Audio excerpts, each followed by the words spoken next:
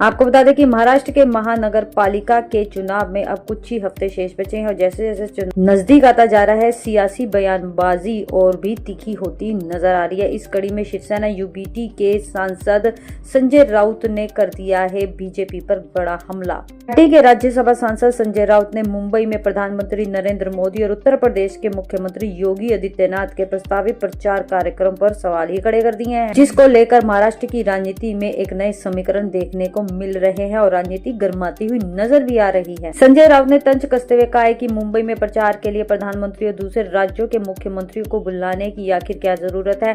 उन्होंने कहा कि क्या महाराष्ट्र की भाजपा और राज्य के मुख्यमंत्री देवेंद्र फडणवीस अपने दम पर चुनाव प्रचार करने में सक्षम नहीं है। राउत ने योगी आदित्यनाथ के दौरे को लेकर भी सवाल उठाए और कहा कि यूपी के मुख्यमंत्री का मुंबई की स्थानीय राजनीति से क्या संबंध है। उन्होंने आरोप लगाया कि बाहरी नेताओं को बुलाकर भाजपा जानबूझकर मुंबई का माहौल खराब करना चाहती है। उनके मुताबिक यही मुंबई की असली पहचान है और मराठी अस्मिता का प्रतीक है। उन्होंने आगे कहा कि योगी आदित्यनाथ जैसे नेताओं को प्रचार के लिए लाना भाजपा की कमजोरी को दर्शाता है। राउत का आरोप था कि भाजपा के पास स्थानीय स्तर पर चुनाव लड़ने की ताकत नहीं बची है, इसलिए वह अलग अलग राज्यों के मुख्यमंत्री और मंत्रियों के सारे चुनावी मैदान में उतर रही है। इसके विपरीत शिवसेना यूबीटी अपनी ताकत और आत्मसम्मान के साथ चुनाव लड़ेगी। संजय राउत ने भाजपा और उप मुख्यमंत्री एकनाथ शिंदे के नेतृत्व वाली शिवसेना के बीच हुई सीट बंटवारे पर भी सवाल उठाए हैं।